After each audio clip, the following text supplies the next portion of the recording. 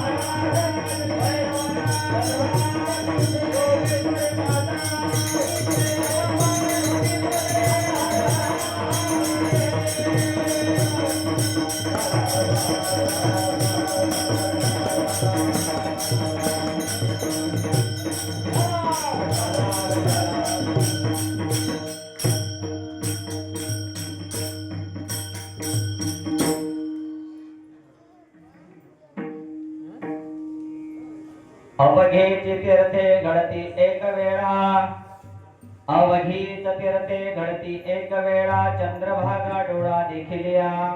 अवघीची पापे गेली दिगंतरी, वैकुंठ पंढरी देखिल्या. अवघिया संता एक वेळा भेटी, पुंडलिका दृष्टी देखिल्या. तुका म्हणे जन्म आल्याचे सार्थक, विठ्ठलची एक देखिल्या. अवघेची पापे गेली दिगंतरी, वैकुंठ पंढरी देखिल्या. समचरण सरोजं सांगनीलाबुराभं, जगन्निहितपाणिं मण्डनं मण्डनानां. तरुणतुलसीमालं कंधरं कंजनेत्रं, सदयधवलहासं श्रीविठ्ठलं चिन्तयामि.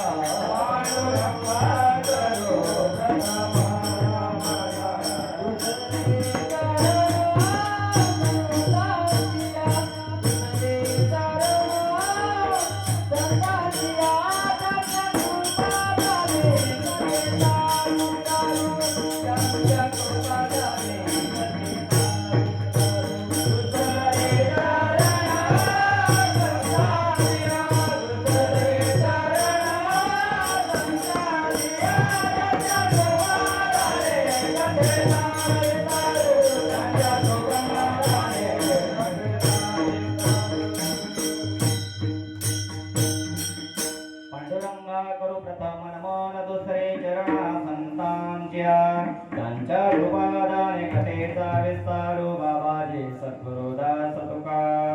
देवाधिदेवा जगत्रे दिवा, परीसे केशवा विनंती माझी. माझी वाणी तुझे वर्णे गुणनाम, ऐसे दे प्रेम काही कळा मस्तके पायावरी.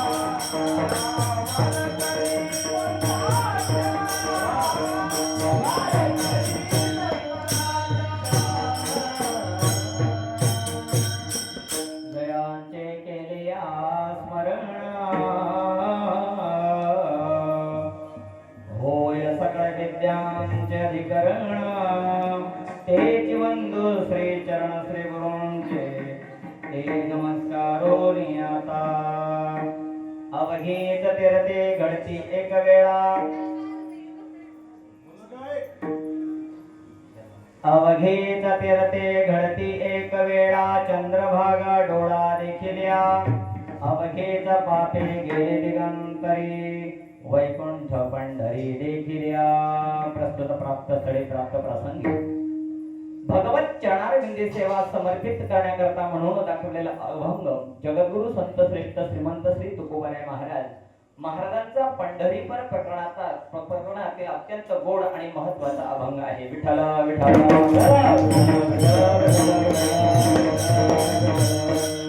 जगद्गुरु तुकाराम महाराजांचा पंढरीपर प्रकरणातला अत्यंत महत्वाचा आणि गोड अभंग चिंतनाकरता निवडला आहे. तुकोबारायांचा गाथा जर बघितला तर महाराजांच्या गाथ्यामध्ये अनेक प्रकरण आपल्याला त्या ठिकाणी दिसून येतात. त्याच्यामध्ये संतपर प्रकरण आहे, करुणापर प्रकरण आहे, मागणीपर प्रकरण आहे, अनेक प्रकरण त्याच्यामध्ये आपल्याला जर दिसत असली पण आजचा अभंग पंढरीपर प्रकरणातला आहे. आणि अभंगांचे जी प्रकरणवार गाथा जो निर्माण केला ते सद्गुरु स्वानंद सुख निवासी जोग महाराजांचे उपकार. सद्गुरु जोग महाराजांनी जगद्गुरु तुकोबारायांच्या मुखातून भगवान परमात्म्याच्या कृपेने अभंग रचना येत गेली आणि तसा तो गाथा तयार झाला. पण सद्गुरु जोग महाराजांचे हे उपकार महाराजांनी संपूर्ण गाथ्याची प्रकरणवार निर्मिती तयार केली आणि त्यातील आजचा हा अभंग पंढरीपर प्रकरणातील अभंग आहे. अभंगावर चिंतन मांडण्यापूर्वी आपल्या या कार्यक्रमासंबंधित परिहार द्यायचा तो असा.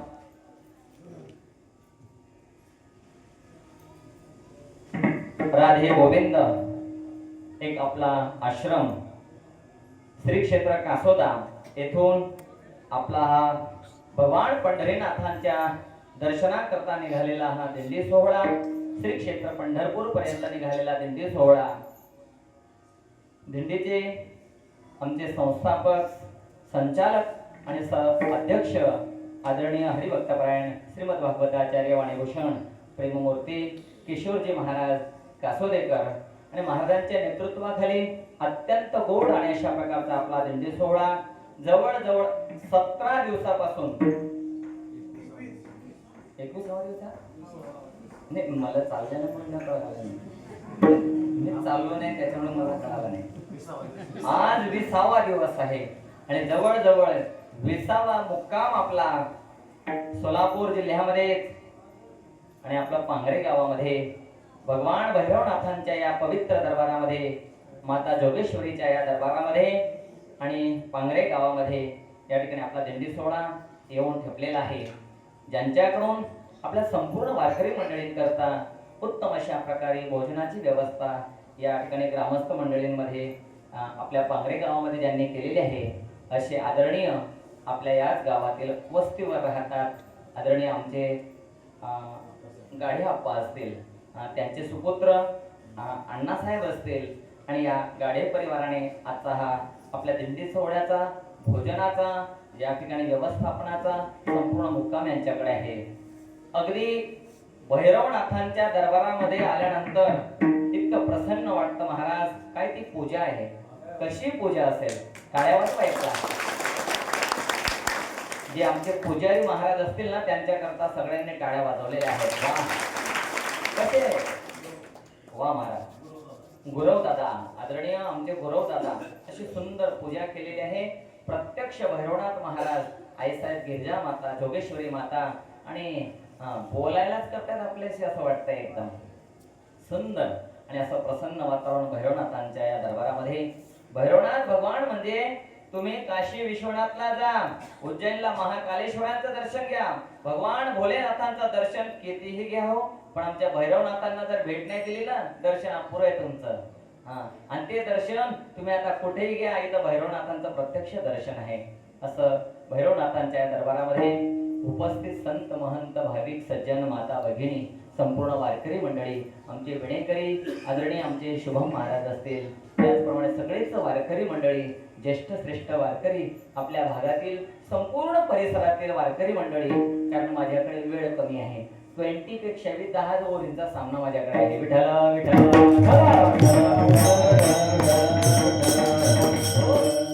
ज्येष्ठ श्रेष्ठ आपल्या परिसरातील संपूर्ण वारकरी मंडळी आहे, मृदंगाचार्य आमचे आदरणीय, ज्यांनी मृदंग सेवेमध्ये आपलं जवळजवळ 70 वर्षापर्यंत सेवा केले, असे ईश्वरजी महाराज तळेकर असतील. उपस्थित टाळकरीमध्ये आमचे सगळीच महाराज मंडळी, गुणीजन महाराज मंडळी आहेत. सर्वांच्या सेवेकरता, प्रभू सेवेकरता, चिंतनाकरता निवडलेला अभंग जगद्गुरु तुकोबारायांचा आहे. तुकाराम महाराजांचा पंढरी क्षेत्रातला अभंग निवडलेला आहे. आपला हा दिंडी सोहळा मजल दर मजल करत करत पांगरी गावापर्यंत आलेला आहे. अगदी महाराजांचं सुंदर असं नेतृत्व आपल्याला लाभलेलं आहे. भजनी मंडळी, भजन म्हटल्यानंतर आपल्या दिंडीमध्ये आमचे श्याम महाराज असतील, आदरणीय प्रशांत महाराज असतील, ही सगळी मोलाची मंडळी महाराजांना लाभलेली आहे, महाराजांसोबत असतात. आणि सगळीच गोंधळीकडे आमची भजनी मंडळी असतील, उमऱ्याचे आमचे आबा वगैरे सगळीच महाराज मंडळी असतील. सगळी मंडळी स्तुतीला पात्र अशी मंडळी आहे महाराज. आणि त्यातल्या त्यात सगळीच मंडळी तुम्ही अशी लेकरासाठी सांभाळणारी मंडळी आहात. वाहन चालक असतील, व्यवस्थापक आदरणीय आमचे बाळासाहेब असतील, त्याचप्रमाणे सुनील दादा असतील, आमचे योगराज पाटील असतील, स्वयंपाक करणारी सगळीच मंडळी असतील, माईताई त्यांच्या सहकारी सगळ्याच महिला माता असतील, असं सगळेच खेळीमेळीने सहकार्य करतात, सगळेच सूचना देतात, वेळोवेळी सांभाळ करतात. अशा पद्धतीने आपला हा दिंडी सोहळा खेळीमेळीने चालू आहे. तुम्ही आम्ही खेळीमेळी गदारोळी आनंदे. आपले चोपदार महाराज असतील, रवी भाऊ, त्याचप्रमाणे नाना पाटील असतील, आमचे चोपदार, सगळ्यांचं असं एक खेळीमेळीच्या वातावरणामध्ये आपला संपन्न हा दिंडी सोहळा संपन्न होत आहे. आपले आता चालण्याचे जवळ 2 दिवस, तिसऱ्या दिवशी पंढरीनाथाचं दर्शन आपल्याला सगळ्यांना घडणार आहे. मला तूर्त या पंढरी क्षेत्राचा महिमा आपल्या समोर जसं जसं आपल्याला वेळ, माझ्याकडे आता फक्त महाराज किती वेळ करू देत नाही म्हणजे सांगा भाऊ, असं 8:30 पर्यंत का? 8 वाजले, 8:30 पर्यंत आपल्याला सेवा समाप्त करायची आहे. फक्त तुम्ही घड्याळाकडे पाहू नका, माझ्या बोलण्याकडे लक्ष द्या. जगद्गुरु तुकाराम महाराजांचा पंढरीपर प्रकरणातला अभंग निवडला आहे. ऐकतायत ना सगळेजण? हो म्हणा.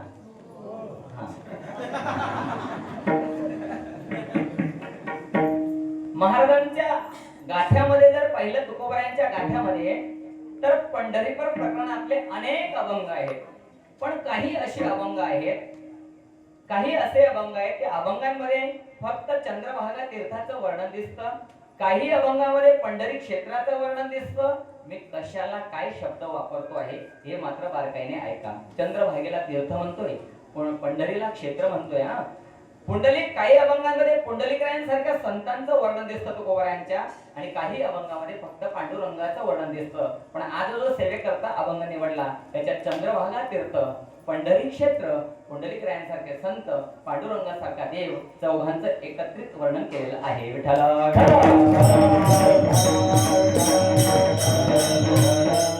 अभंगाच्या पहिल्या चरणामधून चंद्रभागा तीर्थाचं महत्व आहे, द्वितीय चरणामध्ये पंढरी क्षेत्राचं महत्व आहे, महिमा आहे, तृतीय चरणामध्ये पुंडलिकरायांसारख्या संतांचं महत्व आहे, आणि अंतिम चरणामध्ये जगद्गुरु तुकोबाराय पांडुरंग सारख्या देवाचा महिमा वर्णन करत आहेत.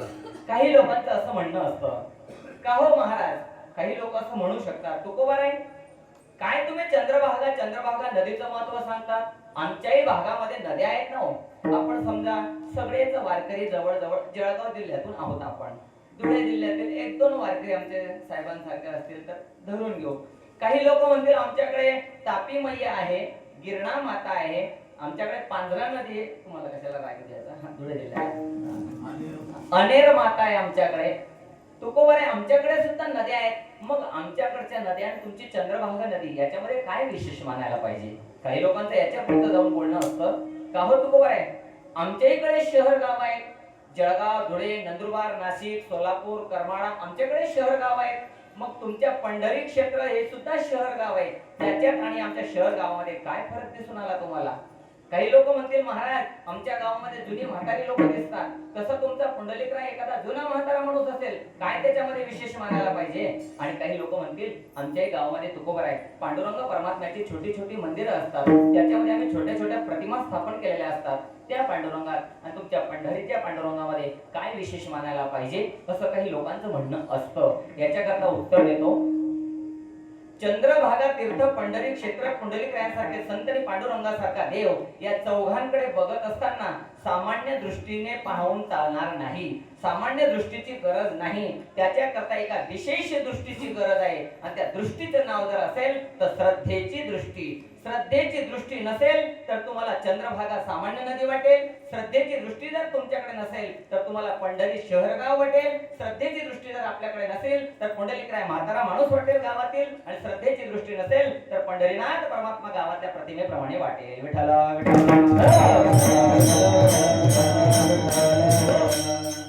दृष्टीवर सगळ्या गोष्टी अवलंबून असतात. एक छोटासा रामायणाचा प्रसंग सांगतो. चला रामायणाकडे. रामायणात एक छोटासा प्रसंग, घडलेला प्रसंग सांगतो. दृष्टीवर काही गोष्टी अवलंबून असतात. एकदा काय झालं, रामायणामध्ये मारुती रायांना रामप्रभूंनी प्रश्न विचारला. म्हणे मारुती तू कोण आहे? तुम्हाला गंमत वाटत नाही प्रश्नामध्ये? रात्रंदिवस किष्किंधा नगरीपासून जी भेट झाली प्रभू रामचंद्र परमात्म्याची आणि हनुमंतरायाची, तिथून जी भेट झाली ते अयोध्येपर्यंत, ते लंकेवरचा विजयी प्राप्त झाला. अयोध्येमध्ये सगळे परत आले आणि तिथं बक्षीस वाटपाचा कार्यक्रम झाला. आणि मग एके दिवशी निवांत बसले असताना प्रभू श्रीराम परमात्मा आणि हनुमंतरायांना प्रश्न करतात. म्हणजे मारुती तू कोण आहे? आता आश्चर्यकारक आहे. आता तुमच्यातून मीच जर सोपान मारायला विचारलं, आम्ही 40-42 वर्षापासून जवळ आहे, माई बोल नका. बोलायचं असेल तर स्वयंपाक वाले मंडळी हळू बोला, कारण मला अर्धा तास भेटलाय बोलायला त्यांच्या. मला 2-2 तास बोलायचं. चला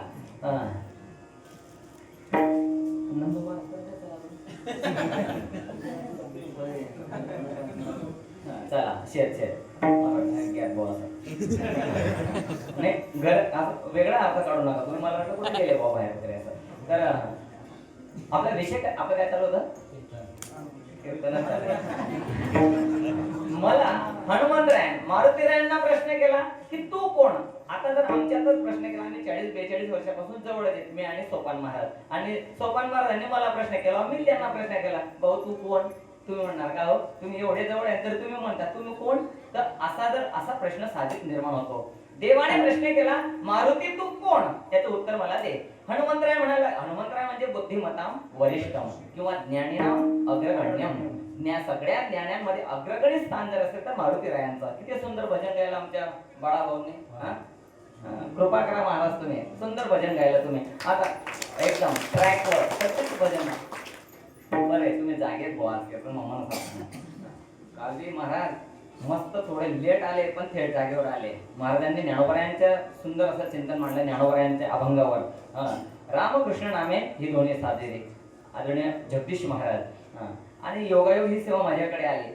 तसा मी काही मोठा कीर्तनकार नाही. मोठा कीर्तनकार कोण असतो सांगू का?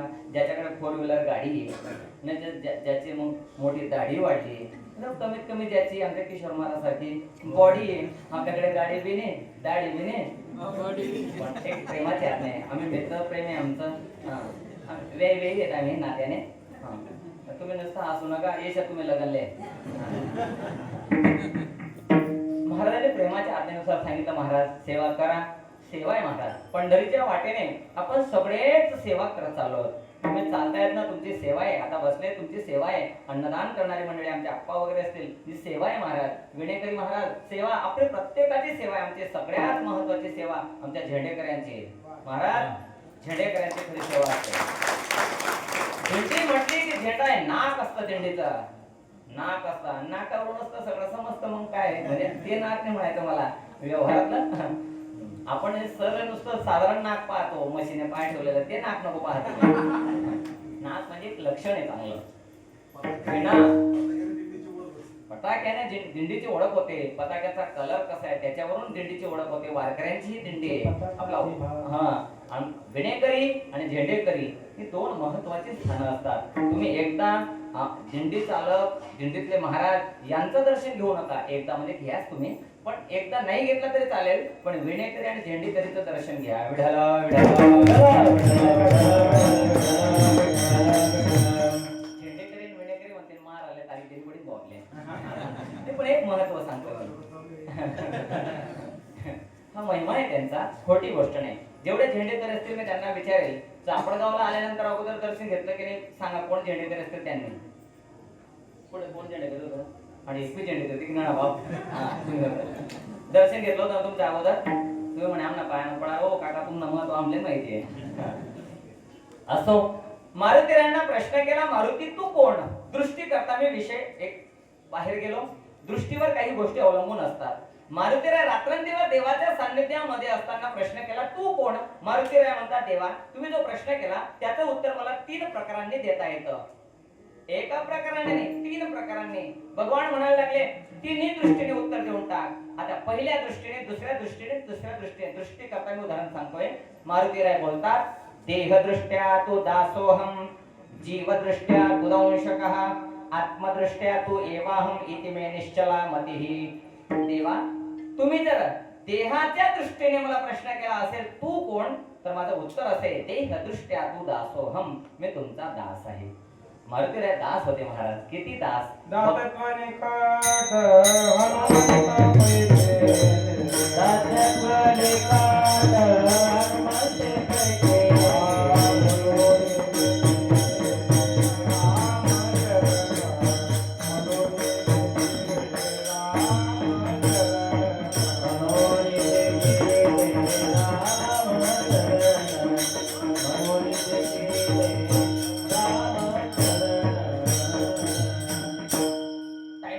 दास्यत्व निकटत्व हनुमंते पै केले. निकट दास्यत्व निकट हनुमंते पै केले, म्हणून देखिले रामचरण. एक नवविधा भक्तीपैकी दास्यत्वची भक्ती आहे ना, ती हनुमंतरायांकडेच प्रभूंनी सुपूर्द करून टाकली. एवढी सेवा महाराज. देहदृष्ट्या तू दासोहम. प्रभू देहदृष्टीने विचारला असेल प्रश्न तर मी तुमचा दास आहे. जीव दृष्टीने जर विचारत असणार तू कोण आहे, तर जीव दृष्ट्या तुदंशकः, मी तुमचा अंश आहे. कारण भगवान परमात्मा श्रीमद भगवत गीतेच्या 15व्या अध्यायामध्ये अर्जुनाला सांगतात की ममैव अंशो जीवलोके. हे अर्जुना, या जीव लोकातील प्रत्येक जीव हा माझाच अंश आहे. मी तुमचा अंश आहे जीव दृष्टीने. आणि आत्मदृष्टीने जर तुम्ही मला प्रश्न केला असेल, मारुती तू कोण? तर त्याच्याकरता माझं उत्तर असं आहे, तुमच्यात आणि माझ्यात अजिबात भेद नाही. तुझ माझा नाही भेद केला सहज विनोद, केला सहज विनोद, केला सहज विनोद.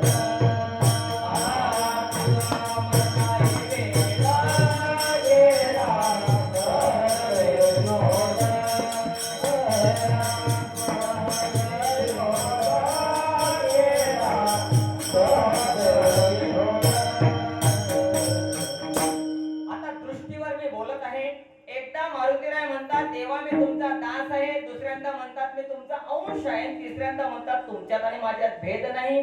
तर देह दृष्टी जर आपण स्वीकार केला तर मारुतीराय देवाचे दास दिसतील. जीव दृष्टीचा आपण स्वीकार केला तर मारुतीराय देवाचे अंश दिसतील आपल्याला. आणि आत्मदृष्टीचा जर स्वीकार केला तर देवात आणि मारुतीरायामध्ये अजिबात भेद दिसणार नाही. तसं आपल्या सगळ्यांकडे जर श्रद्धेची दृष्टी असेल तर चंद्रभागा तीर्थ वाटेल. सगळ्यांकडे श्रद्धेची दृष्टी असेल पंढरी क्षेत्र वाटेल. श्रद्धेची दृष्टी असतील पुंडलिकराय संत वाटतील. श्रद्धेची दृष्टी असेल तर पांडुरंग परमात्मा तुम्हाला देव म्हणून दर्शन देईल. विठला विठला.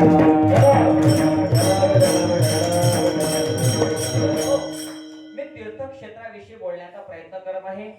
तीर्थक्षेत्र कोणत्या भूमीला म्हणतात? महत्वाचा प्रश्न आहे. महत्वाचं चिंतन सांगतोय आपल्या समोर. तुम्ही सगळीच मंडळी मला आवडतंय. इतकं चाणाक्ष एकदम इतक्या एकटक नजरेने कीर्तन श्रवण करतायत. या 10-15 मिनिटात झाली माझी तुमची परीक्षा. एवढ्या एकटक नजरेने पाहतायत तुम्ही सगळे माझ्याकडे. मला असं वाटतंय मला डोळ्यामध्ये घालता का काय तुम्ही? बघा अशीच प्रसन्नता जर श्रोत्यांची असली ना तर वक्त्याला बोलण्याकरता काहीतरी आनंद वाटतो. तीर्थक्षेत्र महाराज नेमकं कोणत्या भूमीला म्हणतात? ऐका, तीर्थक्षेत्र त्या भूमीला म्हणता येतं पुराणाने सांगितलेलं महातीर्थ तिथे पाहिजे. पुराणाने सांगितलेलं तीर्थ तिथे पाहिजे. वेदाने सांगितलेला देव त्या ठिकाणी पाहिजे. आणि संतांनी त्या ठिकाणचं तोंड भरून वर्णन केलेलं पाहिजे. अशा तिन्ही गोष्टी ज्या ठिकाणी एकत्र येतात त्याला तीर्थक्षेत्र असं म्हणतात. आपण आता पंढरी क्षेत्राविषयी चंद्रभागेविषयी आपल्याला चिंतन करायचं आहे. या ठिकाणी पुराणाने सांगितलेलं तीर्थ आहे का? वेदाने सांगितलेला देव आहे का पंढरपुरामध्ये आणि संतांनी त्या ठिकाणचं वर्णन केलेलं आहे का? जर या गोष्टी एकत्र सगळ्या घडल्या तर आपल्याला तीर्थक्षेत्र पंढरीला म्हणायला काही हरकत नाही.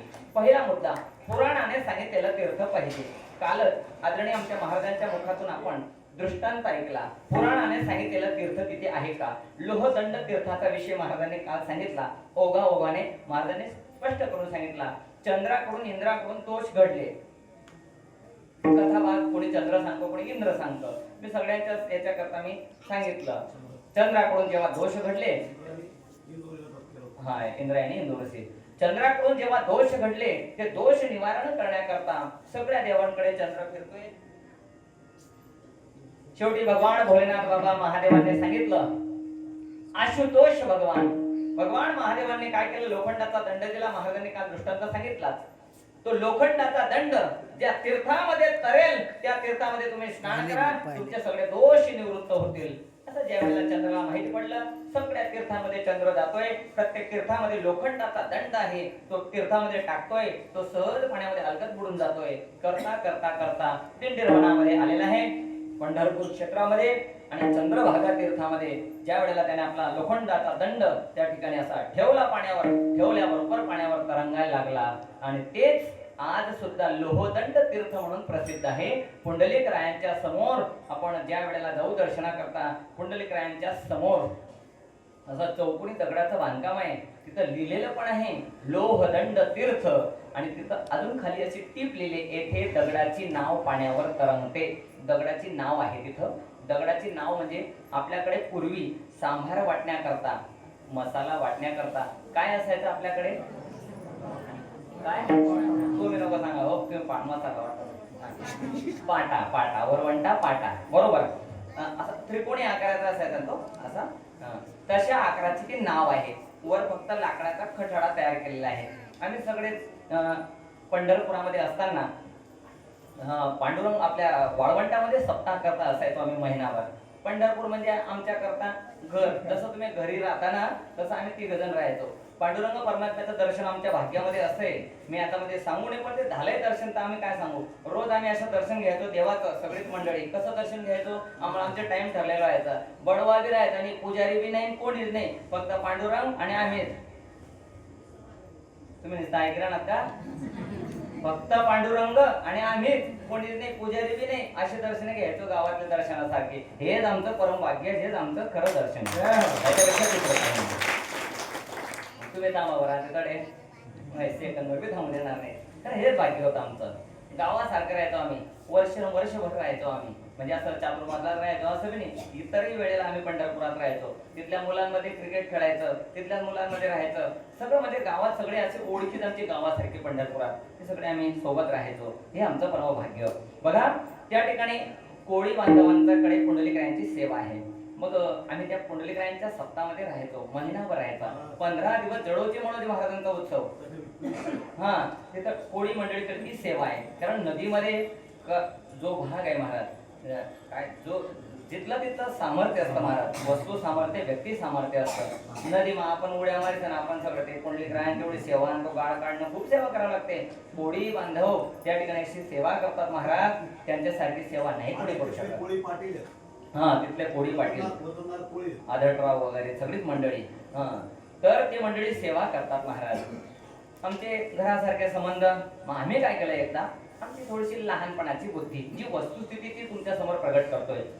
कीर्तनकार बनण्याच्या अगोदर चातुर्मासाला राहत असताना सोपान महाराजांनी आम्ही एक दिवस त्याचा प्रयोग केला. तिथं दगडाची नाव पाण्यावर तरंगते, तिथं चौकोनी कुंड पण आहे तिथं ती नाव तरंगते. मग आम्ही ती नाव ठेवली, कारण तिथं सगळं ओळखत झाली, परिचय झाला. आता आपला हे राहुल भाऊचा तनू आहे, हा धैर्य आहे, याची लहान लेकर पहिली आनंद वाटतो. तसं आम्ही आता जरी एवढे 43च्या वयामध्ये, तेव्हा केवढे असतील याचा फक्त तुम्ही विचार करा, बाकी पाहू नका.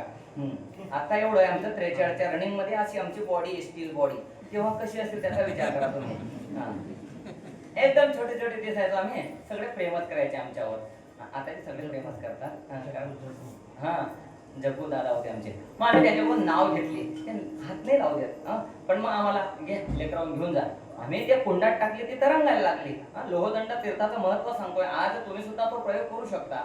आम्ही उचलली तिथून आम्ही काय केलं, लहानपणाची बुद्धी थोडं त्या कुंडाच्या बाहेर गेलो. बाकी चंद्रभागेत बुडते का वरच्या वर राहते असं आमची बुद्धी लगेच तिथं बुडायला, तिथं तरंगायला लागली. अजून थोडं पुढे गेलं, जिथं लाईव्ह प्रक्षेपण चालू आहे तिथपर्यंत गेलो, तिथं मी ती तरंगायला लागली. आणि थोडं पुढे जात नाही त्या दरवाजापर्यंत डायरेक्ट खाली बुडायला लागली. काढली तिला, म्हटलं अरे बापरे, आज ते सामर्थ्य त्या ठिकाणी जिवंत आहे. तुम्ही सामान्य भाग्यवान नाही, तुम्ही खरंच सगळीच मंडळी, आपण पंढरीच्या मार्गाने निघालेली सगळीच मंडळी आपण खूप भाग्यवान आहात, खूप भाग्यवान आहात, खूप पुण्य केले आपण. पुण्याशिवाय एक पाऊल पंढरीच्या दिशेने जात नाही. आपण इतक्या दिवसापासून देवाचं चिंतन करत करत तिकडे जात आहोत. सगळीच भाग्यवान मंडळी आहोत. आणि असं ते लोहदंड तीर्थ त्या ठिकाणी आहे. पुराणाने सांगितलेलं तीर्थ मला सांगायचंय. श्रीमद भागवतामध्ये पंचम स्कंदामध्ये, मी कथा वगैरे करत नाही पण मोठ्यांचं चिंतन श्रवण केलेलं आहे. पंचम स्कंदामध्ये श्रीमद भागवताच्या भूगोल आणि खगोल असा विषय आलेला आहे. त्या ठिकाणी असं आलेलं आहे, कुठे कुठे या भारत देशामध्ये पवित्र पर्वत आहेत, कुठे कुठे पवित्र नद्या आहेत. त्याच्यामध्ये भीमा याही नदीचा नावाचा उल्लेख आहे, भीमरथी याही नावाचा उल्लेख आहे. मग पुराणाने सांगितलेलं नाही हो, महापुराणाने सांगितले. जर तीर्थ तिथं असेल तर मग त्या ठिकाणी तीर्थक्षेत्र म्हणायला हरकत नाही. विठाल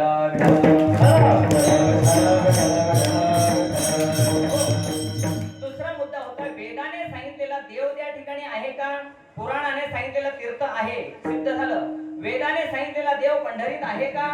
तर वेदाचा जर विचार केला, वेदामध्ये फक्त भगवान विष्णूंचंच वर्णन आहे. बरोबर आहे जगदीश महाराज? बाकीच्या गोष्टी तुम्हाला विचारावं लागतील आम्हाला. तर फक्त भगवान विष्णूंचं वर्णन आहे वेदामध्ये. पांडुरंग वगैरे असे महादेव इतर देवांचं वर्णन वेदामध्ये नाही. वेदामध्ये फक्त भगवान विष्णूंचं वर्णन आहे. त्याच्यामध्ये पुरुष सूक्त आहे. पुरुष सूक्तातला पहिलाच मंत्र असा आहे बघा, वेदामध्ये विष्णूचं वर्णन आहे. पहिली प्रक्रिया मांडतो, दोन पद्धतीने मांडतो. वेदाने सांगितलेला देव पंढरपुरात आहे का? पहिली पद्धत अशी, वेदामध्ये विष्णूचं वर्णन आहे. त्याच विष्णूचा अवतार कृतयुगा त्रेतायुगामध्ये अयोध्येमध्ये झाला श्री रामचंद्र परमात्मा. त्याच विष्णूचा अवतार द्वापार युगामध्ये गोकुळामध्ये झाला भगवान श्रीकृष्ण परमात्मा. आणि तोच भगवान श्रीकृष्ण परमात्मा विष्णूचा अवतार गोकुळी होणे पुंडलिकाच्या भावार्था गोकुळी होणे झाला येता. तोच परमात्मा विष्णूचा अवतार कृष्ण जर या ठिकाणी पुंडलिक रायन करता आला असेल तर त्या ठिकाणी वेदाने सांगितलेला देव आहे. ही झाली पहिली प्रक्रिया. हे सिद्ध झालं. तोच विष्णू राम झाला, तोच विष्णू कृष्ण झाला आणि तोच कृष्ण पुंडलिक रायन करता कुठे आला? पुंडलिकाच्या भावार्था गोकुळी होणे झाला येता. किंवा द्वारकेची अवघी संपदा घेऊन आले चक्रपाणी पंढरपुरासे. मी माझ्या आले यादव राणा पंढरपुरासे. मी पदरचं बोलत नाही, संतांची प्रमाण बोलतोय. तोच परमात्मा जर इथं आला असेल तर मग तो वेदाने सांगितलेला देव आहे. मला एक दुसरी पद्धत मांडायची. आता सगळ्यांनी बारकाईने माझ्या बोलण्याकडे लक्ष द्या. एकदा भजन करून घ्या लागला तर विठाला विठाला.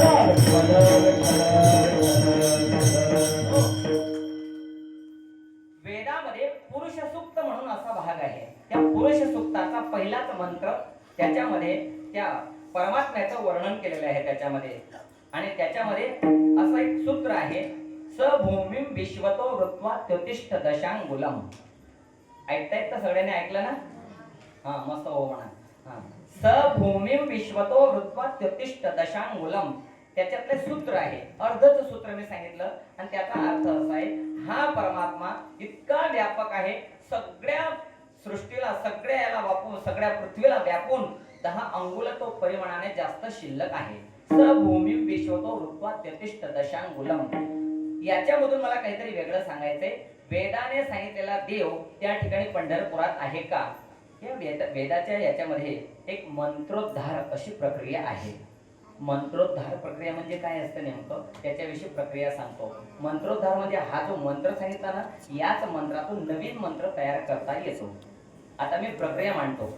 2-3 अक्षर, समजा आपण 3 अक्षर काय करायची, सोडायची. 4थं अक्षर उचलायचं म्हणजे जवळ ठेवायचं. तीन अक्षर सोडायची, चौथं अक्षर उचलायचं, अशी अक्षर सोडायची, अक्षर उचलायचं, अक्षर सोडायची, अक्षर उचलायचं, आणि ती उचललेली अक्षर आहे त्याच्यातून नवीन मंत्र तयार होतो, त्याला म्हणतात मंत्रोद्धाराची प्रक्रिया. आलं सगळ्यांच्या लक्षात? आता मी प्रक्रिया मांडून दिली तुमच्या समोर. आपण तीन अक्षर, 3.5 अक्षर सोडू, एखादा अक्षर उचलू, असं करता करता नवीन मंत्र तयार होतो. आणि तो मंत्र कोणता आहे ते आपल्याला तुम्हाला मोठ्याने बोलायचंय तुम्हाला. स भूमिम विश्वतो वृत्वा त्योतिष्ठ दशांगुलम. वेदाने सांगितलेला देव पंढरपुरात आहे का हे मला सिद्ध करून दाखवायचं आहे. स भूमिम विश्वतो वृत्वा असा शब्द आहे ना तो, मग त्याच्यामध्ये 3 अक्षर सोडून द्या. स भूमिम, वी आला ना पुढे, चौथा अक्षर उचला, वी आलं का मनात ठेवा. वी श्वतो वृत्वा, श्वतो वृ 3 अक्षर सोडून द्या. अर्धा त येतो, त्वा मध्ये अर्धा त येतो, तो त उचला. काय झालं दोन्ही मिळून? वित्त नाही, वित फक्त वित झाला, तला त पूर्ण नाही पुढे. वित पुढे आहे आत्योतिष्ठ. श जो आहे ना त्याचा पाय मोडलेला आहे, 3.5 अक्षर झाले. आत्योतिष्ठ सोडून द्या, ठ उचला. विठ दशांगुलम, दशांगू 3 अक्षर सोडून द्या. पुढचा अक्षर कोणतं आहे? कोणता मंत्र तयार झाला? म्हणा विठ्ठल.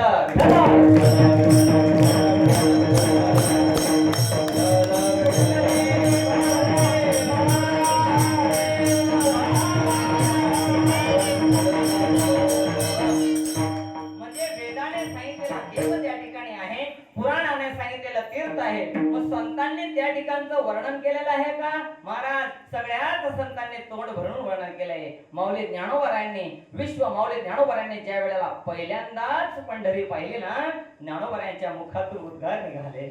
माऊली म्हणतात, बाप तीर्थ पंढरी भू वैकुंठ महिवरी, भक्त पुंडलिकाचे द्वारे करकटावरे राहिला. बाप तीर्थ पंढरी, पंढरी क्षेत्राला ज्ञानोबरायांनी पाहिल्याबरोबर जसं आश्चर्यकारक घटना पाहिली का आपल्या तोंडातून सहज शब्द येतो, बाप. साप पहिला का आपण काय म्हणतो? हा, तसं पंढरीला पाहिल्यानंतर ज्ञानोबरायांना आश्चर्य वाटलं. बाप शब्द आला, पहिला शब्द बाप तीर्थ पंढरी भू वैकुंठ महेवरी, भक्त पुंडलिकाचे द्वारी करकटावरे राहिला. आडवा हे भीमा देह तारावया आत्मा, पहिला थडिये परमात्मा मध्ये राहिला पुंडलिक.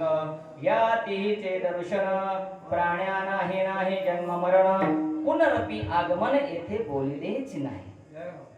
एवढं महत्व आहे महाराज. सगळ्याच संतांनी वर्णन केलेलं आहे. नामदेव महाराज वर्णन करतात पंढरीच्या बाबतीमध्ये. झळझळीत सोन सळा, कळस दिसतो सोजवळा. रात्री महाराजांनी प्रमाण दिले, रात्री पण नामदेव महाराजांनी वर्णन केले. जगद्गुरु तुकोबाराय म्हणतात पंढरी क्षेत्राच्या बाबतीमध्ये, अहो पंढरीची वारी आली की माझ्या घरचा तर सगळ्यांची मिरासी महाराज. पंढरीची वारी आहे माझे घरी, पंढरीची वारी आहे माझे घरी,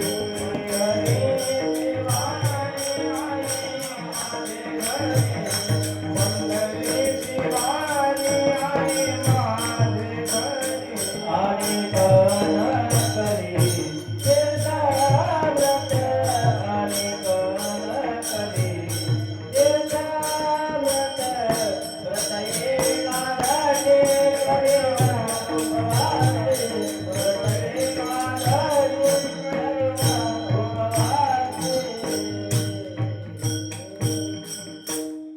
पंढरीची वारी आहे माझे घरी, आणि कन करी तीर्थ व्रत, व्रत एकादशी करीन उपवासे. किंवा संपदा सोहळा नवळे मनाला, संपदा सोहळा नवळे मनाला, संपदा सोहळा नवळे मनाला. लागला टकळा पंढरीचा, टकळा म्हणजे ध्यास, छंद. संपदा सोहळा नवळे मनाला, लागला टकळा पंढरीचा. जावे पंढरीचे आवडे मनासे, जावे पंढरीचे आवडे मनासे. किंवा आवडे पंढरी भीमा पांडुरंग चंद्रभागा लिंग. सगळ्यात संतांनी तोंड भरून वर्णन केलेलं आहे महाराज. वतना मोठे विराचे पंढरी, वतना मोठे विराचे पंढरी,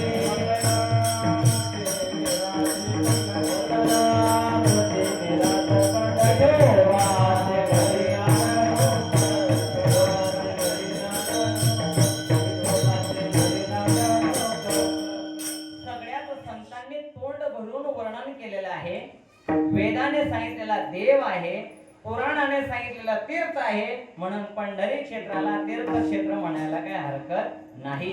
महाराज इथपर्यंत सगळं ठीक आहे, पण तुम्ही पंढरपुरातलं जे तीर्थ सांगताय चंद्रभागा तीर्थ, याचं महत्व काय, महिमा काय, तोच तुकोबाराय घेतलेल्या अभंगाच्या प्रथम चरणातून व्यक्त करतात. अवगीत तीर्थे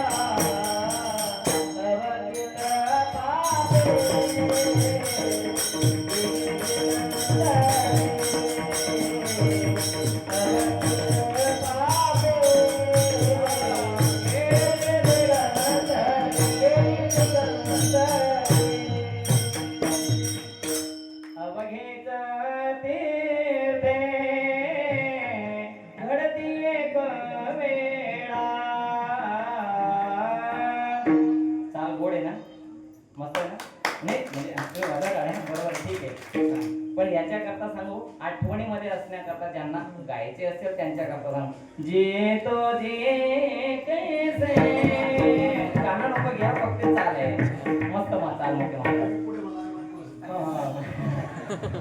खूप सुंदर गातात सगळे. नाही आता मला टाईम झाले पोया झाले साईबाबाला अडीही पडेल. काय असतं, स्वयंपाक तयार झालेला आहे, जेवणारा आणि त्याला भूक लागली, या दोघांच्या मध्ये जो आडवा येतो ना त्याला आसूर म्हणतात. आसूर. मला आसूर बनायचा नाही, माझा सूर टाइम मध्ये बंद करून टाकतो. कारण स्वयंपाक तयार आहे, जेवणारे एकदम बिलकुल असे रेडी आहेत बिचारे, आणि सगळं असताना भूका बी तयार आहेत, आणि मध्ये मी कशाला आसूर बनायचं, आपल्याला सूर आपल्या वेळेत सूर बंद करायचं आहे आपल्याला. तर तरी थोडं 2-4-5 मिनिटं जर घेतलं तर चालतील का? मोठ्या नो म्हणा म्हणजे अन्न काहीच करा मग आपल्या असेल. आणि 6 वाजता जायचं आपल्याला. चालू दे आपण थोडं.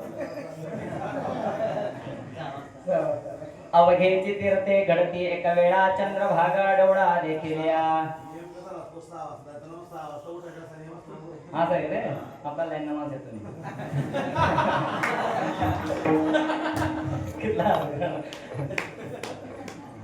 चंद्रभागा डोळा देखिल्या. चंद्रभागा तीर्थाचा महिमा तुकोबाराय पहिल्या चरणातून व्यक्त करताय. बघा एक वेळा जो शब्द आहे ना, गंमत बघा, एक वेळा जो शब्द आहे ना तो दोन्ही प्रकारांनी लावता येतो, 2 प्रकारांनी, पण अर्थामध्ये बदल होत नाही. बरं, अर्थामध्ये बदल होत नाही. पहिल्यांदा एक वेळा शब्दाचा अर्थ एकदम असा घ्यायचा तुम्ही मनामध्ये. काय? एकदम. एक वेळा म्हणजे एकदम.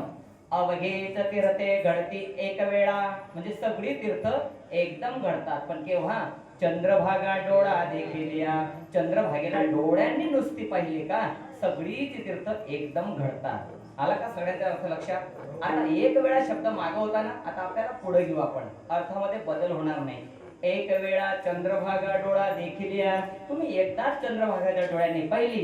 अवघेच तीर्थे घडती. समजलं ना? हा एकच वेळा चंद्रभागा डोळ्यांनी पहा, सगळी तीर्थ घडतात. चंद्रभागा एकदा जर पाहिली तर सगळी तीर्थ एकदम घडतात. का हो महाराज, सगळी तीर्थ एकदम घडण्याकरता तुम्ही असं कसं काय म्हणतात? गंगा पाहिल्यानंतर गंगेच्या दर्शनाचं फळ सांगा, यमुना महाराणी पाहिल्यानंतर यमुना महाराणीच्या दर्शनाचं फळ सांगा, नर्मदा मैया पाहिल्यानंतर नर्मदा मैयेच्या दर्शनाचं फळ सांगा. तुम्ही चंद्रभागा पाहिल्यानंतर सगळी ती तीर्थ कशी घडतात असं काय म्हणतात? तर तुकोबराय त्याच्याकरता उत्तर देतात, चंद्रभागा डोळ्यांनी पाहिल्यानंतर सगळी तीर्थ कशी घडतात. तर एक महत्वाचा विषय, सगळ्याच ऋषी मुनींनी महादेवजींना प्रश्न केला, त्यावेळेला महादेवजी प्रश्नाचं उत्तर देतात. ऐसे शंकर सांगे ऋषी जवळी, सकळ हे तीर्थे माध्यान्ह काळी, येते कुंडलिका जवळी, करते अंघोळी, वंदे ते चरणा. जगातली सगळी तीर्थ दुपारच्या वेळेला चंद्रभागा तीर्थात येतात, स्वतः ती सगळी तीर्थ स्नान करतात, पुंडलिकरायांसारख्या संतांचं दर्शन घेतात आणि आपापल्या स्थळाला निघून जातात. जर जगातली सगळी तीर्थ चंद्रभागा तीर्थात स्नान करता येत असतील तर मग चंद्रभागा महाराणीला पाहिल्यानंतर सगळी तीर्थ घडणार नाहीत का?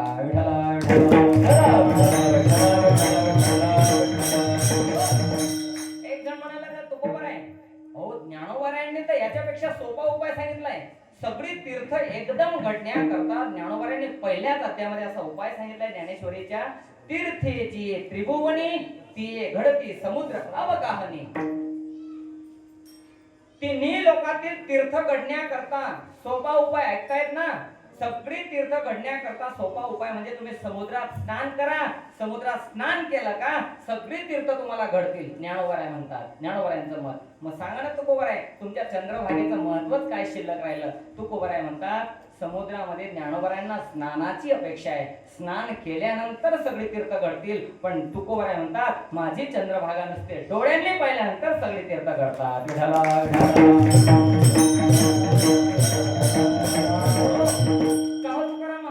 मग नुसती डोळ्यांनी पाहून चालेल ना? सगळी तीर्थ घडतील. मग आपण आता पंढरपूरला जाऊच 18 तारखेला. मग नुसती डोळ्यांनी पाहून चालेल की नाही? सगळं आहेच ना त्याचा महिमा. मग नुसती डोळ्यांनी पाहून भागवायचं का? नाही. एक सूत्र आहे, अधिकस्य अधिकम फलम. अधिकस्य अधिकम फलम. दुधाची चव मुळातच गोड आहे. आहे पा दूध पवित्र आणि गोड. दुधाची चव मुळातच गोड आहे. त्याच्यामध्ये जर तुम्ही थोडी साखर टाकली तर कसं लागेल? अजून गोडवा येईल. त्याच्यामध्ये जर तुम्ही विलायची वगैरे टाकली तर अजून गोडवा. केसर टाकली तर अजून गोड. अधिकस्य. नुसती डोळ्यांनी चंद्रभागा पाहिली सगळी तीर्थ घडतील. स्नान केल्यानंतर अधिक पुण्य प्राप्त होईल. म्हणून नुसत्या उड्या मारायच्या. उड्याने बरं त्यांनी स्नानाचे बी महत्व सांगितलं. तर तीर्थामध्ये तीर्थानुसरण असा भाग आहे, त्याच्यामध्ये जात असताना हळूहळू पावलाने जावं लागतं. असं असं जातो काही काही असे पाय जातात डायरेक्ट. म्हणजे त्यांना असं नदी भेटलेली असं एकदम पडत सुटतात. असे पाय सुद्धा लागायला पाय, असे पाय घसरत जावं लागतं. असं जावं लागतं. हे तीर्थाचे काही नियम आहेत आणि मग त्यानुसार आपण स्नान करावं. चंद्रभागा डोळा देखील या तीर्थ कोटी कोटी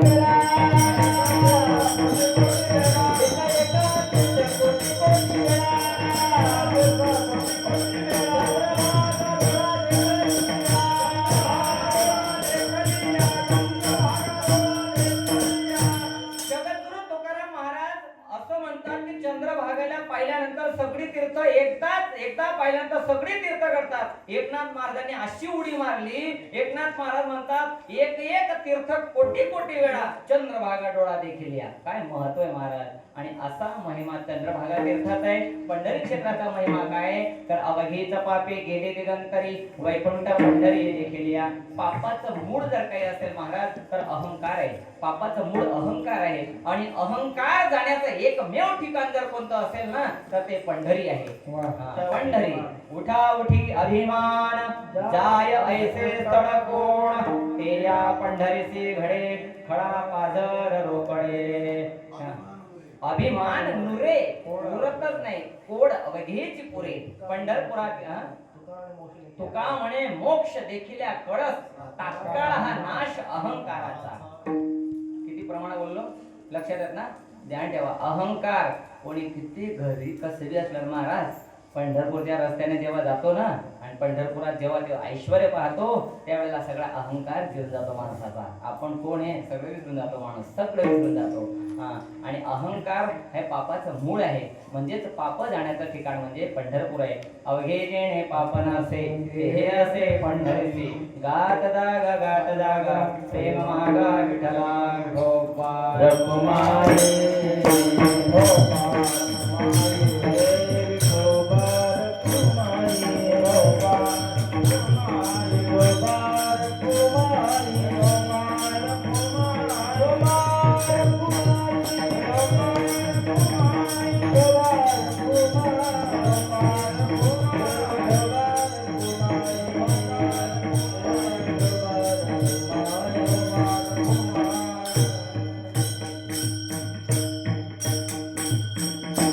अवघेचे तीर्थे घडते एक वेळा चंद्रभागा डोळा देखिल्या अवघेच पापे गेलेले गंतरी वैकुंठ पंढरी देखिल्या.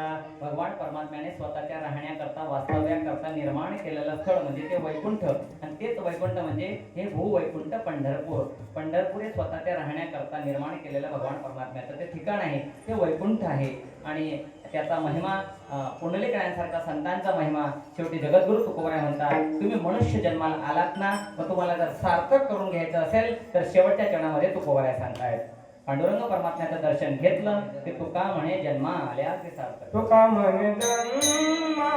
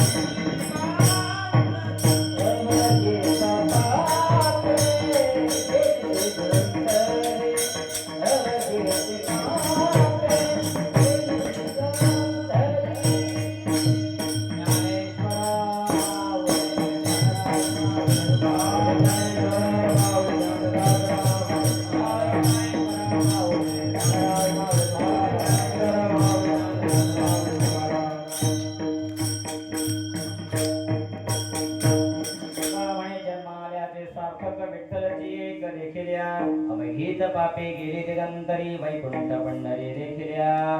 त्या भगवान परमात्म्याच्या दर्शनाकरता आपण सगळीच भाविक मंडळी खूप आनंदाने उत्साहामध्ये आपण जात आहोत. पंढरीनाथ परमात्म्याचं दर्शन घ्या आणि आपलं जीवन मनुष्य जन्माचं आल्याचं सार्थक करून घ्या एवढीच सगळ्यांच्या चरणी प्रार्थना करतो. आता काही अजून काही सूचना असतील, मी 10-5 मिनिटं जास्त घेतली त्याबद्दल सगळ्या